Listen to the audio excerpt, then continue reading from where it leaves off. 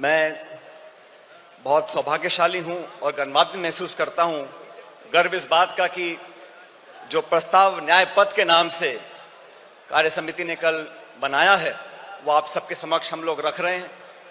And for those of our friends who don't speak Hindi, it will be available in English to all of you. साथियों, आज से ठीक 100 साल पहले महात्मा गांधी जी ने कांग्रेस पार्टी का अध्यक्ष पद संभाला था और ये 150वीं जयंती सरदार पटेल साहब की है। इस ऐतिहासिक अधिवेशन में हम यहां मौजूद हुए हैं और अभी आपने खड़गे साहब का भाषण सुना। देश में जो हालात बने हैं वो हम सबके सामने हैं, लेकिन आज न्याय पथ की क्यों जरूरत पड़ी है?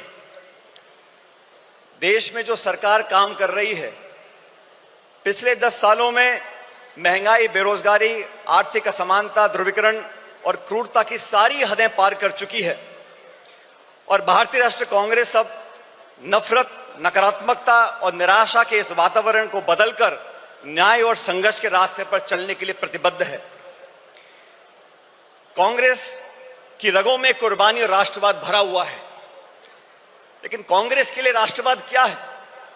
जो लोग राष्ट्रवाद की दुहाई देते हैं, राष्ट्रवाद का चोला ओढ़कर वोट बटोरने का काम करते हैं, मैं उन लोगों को बताना चाहता हूं कि कांग्रेस पार्टी का जन्म संघर्ष के लिए हुआ, देश की आजादी के लिए हुआ और कांग्रेस पार्टी के सुनहरे इतिहास में हमारे नेताओं ने जो कुर्बानियां दी हैं उसका पूरे देश और दुनिया में कोई दूसरा उदाहरण नहीं है। कांग्रेस पार्टी के नेताओं ने देश को अखंड रखने के लिए, चाहे इंदिरा गांधी जी हो, चाहे राजीव गांधी जी हो, चाहे सरदार बेअंत सिंह हो, उन्होंने अपने प्राण न्यौछावर किए, छातियों पे गोलियां खाई इस देश की अखंडता और समृद्धता को एक रखने के लिए। ये कांग्रेस का राष्ट्रवाद है। कांग्रेस का राष्ट्रवाद भारत को जोड़ने का है, भाजपा का राष्ट्रवाद समाज को तोड़ने का है। कांग्रेस का राष्ट्रवाद भारत की अनेकता को एकता में मिलाने का है और भाजपा का राष्ट्रवाद अनेकता को खत्म करने का है। सत्ता को हथियाने के लिए और बरकरार रखने के लिए धर्म, जाति, क्षेत्रवाद, भाषा, पहनावा और खान पान पर लोगों को बांटने के लिए जो राष्ट्रवाद की दुहाई देते हैं, उनको आईना दिखाने का अब समय आ चुका है। वो लोग जो कांग्रेस मुक्त बनाने की बात करते हैं, मैं याद दिलाना चाहता हूं आपको, राजीव गांधी जी प्रधानमंत्री बने थे तो कांग्रेस के पास 400 से ज्यादा सांसद थे। हमने कभी नहीं सुना राजीव जी को बोलते हुए कि विपक्ष मुक्त देश बनाना चाहते हैं या भाजपा मुक्त देश बनाना चाहते हैं, लेकिन घमंड की ये परिकाष्ठा हो गई है कि कांग्रेस मुक्त बनाना चाहते हैं। मैं उन सब विरोधी ताकतों को बताना चाहता हूं कि कांग्रेस की जड़ें देश में तो बहुत मजबूत हैं ही, लेकिन गुजरात में भी बहुत मजबूत हैं और 400 पार का नारा देने वालों को पिछले लोकसभा चुनाव में जनता ने आईना दिखा दिया और बैसाखियों पर लाके खड़ा कर दिया सरकार चलाने के लिए। प्रजातंत्र की पहरी है और संविधान की रक्षक है कांग्रेस पार्टी। 1950 में जब संविधान लागू हुआ था, उससे पहले बाबा साहब अम्बेडकर ने खुद 25 नवंबर 1939 को संविधान सभा में कहा था कि कांग्रेस के बिना संविधान बनाना असंभव था। पिछले 75 सालों में कई सरकारें देश में आई, कांग्रेस की और गैर कांग्रेस की, लेकिन हर सरकार ने मूलतः संवैधानिक संस्थाओं को पोषित करने का काम किया, संवैधानिक संस्थाओं को संरक्षण देने का काम किया। लेकिन दुर्भाग्य से पिछले 10 साल से जो सरकार दिल्ली में बैठी है, उन्होंने जानबूझकर नीतिगत तरीके से सभी संवैधानिक संस्थाओं को जानबूझकर खोखला करने का काम किया है, उनकी पारदर्शिता को समाप्त करने का काम किया है। और ये आज की बात नहीं है। फरवरी 2000 में भाजपा की सरकार ने संविधान की समीक्षा के लिए एक आयोग बनाया और साजिशपूर्ण तरीके से खिलवाड़ करने की कोशिश करी, लेकिन राष्ट्रव्यापी विरोध किया कांग्रेस ने, पूरे देश के लोगों ने उनको अपने हाथ पीछे खींचने पड़े। और 2024 के लोकसभा चुनाव से पहले भाजपा नेताओं ने खूब कहा 400 पार करा दो और भाजपा के सांसदीय उम्मीदवारों ने कई बार नारा देकर अपनी दुर्भावना को प्रकट किया कि कैसे वे संविधान के खिलवाड़ करना चाहते हैं। साथियों, भाषण देना अलग बात है, लेकिन सरकार के कामकाज को आप देखिए।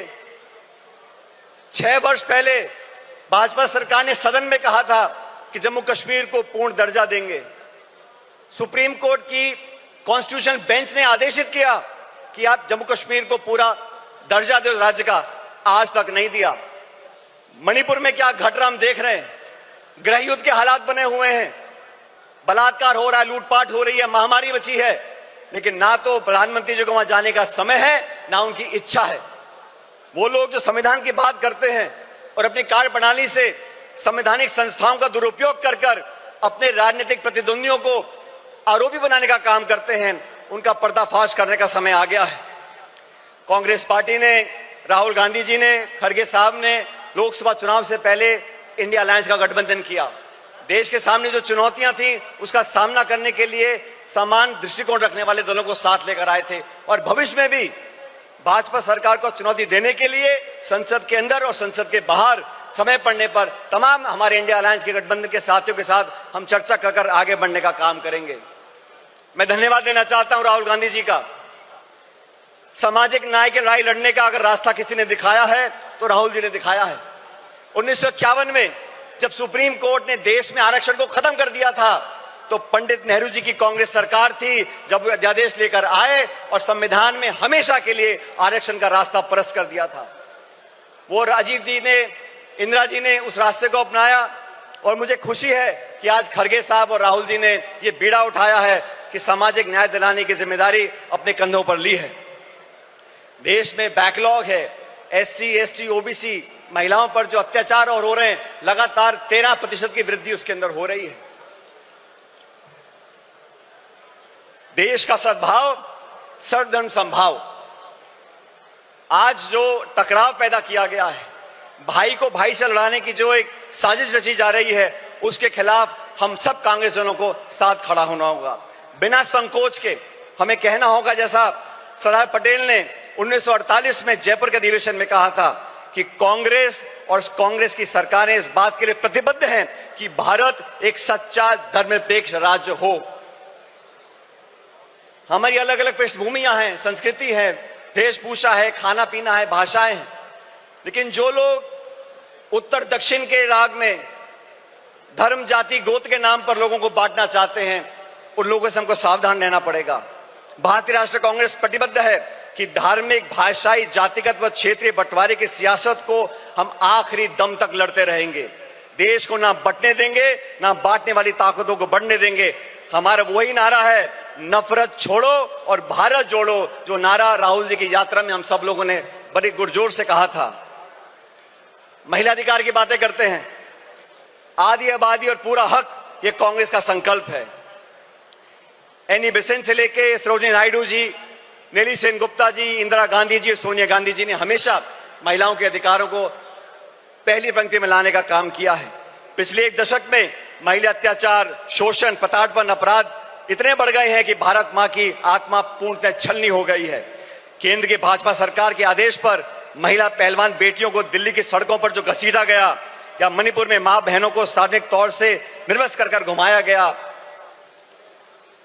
हाथरस से लेकर उन्नाव तक भारत मां के सीने पर ऐसे हजारों घाव हैं।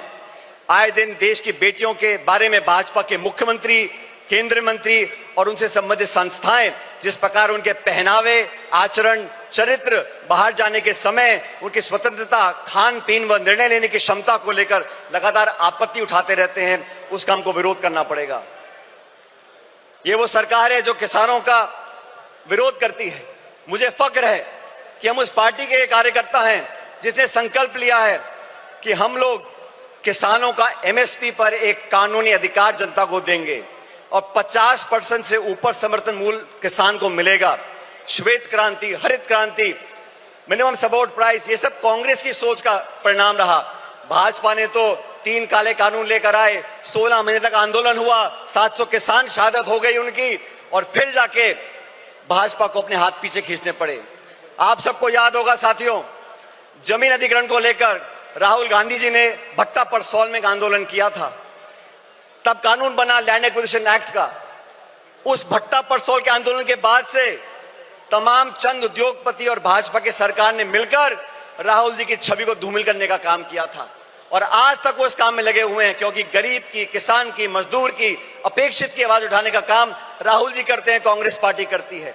आज इस अधिवेशन से, इस प्रस्ताव के माध्यम से हम एक बार फिर किसान के प्रति अपने समर्थन को रेखांकित करना चाहते हैं।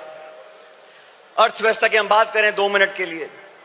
मनमोहन सिंह जी की सरकार में 10 साल में 27 करोड़ लोगों को गरीबी रेखा से उठाया गया, 8% की जीडीपी ग्रोथ हुई। आज के जो हालात हैं, और कृपया करके गौर से सुनिए, इस देश के जो 1% सबसे अमीर लोग हैं, उनके पास देश की 40% संपत्ति है। 1% अमीर लोगों के पास 40% संपत्ति है, और जो निचले 50% लोग हैं, उनके पास मात्र 6.5% संपत्ति इस देश की है। हम लोग आज अधिवेशन मौजूद हैं, ये संकल्प लेके यहां से जाना पड़ेगा। कर्नाटका में हम लोगों ने संकल्प लिया कि 2025 संगठन का वर्ष होगा। साथियों, मैं चाहता हूं इस अधिवेशन की महक पूरे देश के हर गांव, हर ढाणी, हर कस्बे तक पहुंचे। जिस इच्छा शक्ति के साथ हम संघर्ष कर रहे हैं, जिस मजबूती से राहुल गांधी जी, मोदी जी और पूरी सरकार को चुनौती दे रहे हैं, उनके साथ कंधे से कंधा मिलाकर हम लोगों को राजनीतिक विजय प्राप्त करनी पड़ेगी। और राजनीतिक विजय प्राप्त करने के लिए संगठन को मजबूत करना बहुत जरूरी है। न्याय का संकल्प, संघर्ष का पथ। आज साथियों, हम एकजुट हो जाएं, पूरी दृढ़ इच्छा शक्ति के साथ न्याय का संकल्प करें, संघर्ष के पथ पर आगे बढ़ें। और आज इस बेहद कठिन दौर से हम गुजर रहे हैं, लेकिन हम सभी साथी कार्यकर्ता मजबूती से कांग्रेस की अपनी असीम संगठनात्मक क्षमता, दक्षता, कार्यकुशलता के आधार पर अधिक से अधिक विस्तार करें, और भारतवासियों के लिए न्याय के संघर्ष का संकल्प सरकार हम साकार करेंगे। ये संघर्ष रंग लाएगा और विजय दिलाएगा। मैं अंत में दिनकर साहब की कुछ पंक्तियों को परिभाषित कर आपके बीच रखना चाहता हूं। चले संघर्ष आठों याम तुमसे, चले संघर्ष आठों याम तुमसे, करेंगे अंत तक संग्राम तुमसे। हमारे न्याय की संकल्पना साकार होगी, कांग्रेस की फिर जय जयकार होगी। बहुत बहुत धन्यवाद। जय हिंद।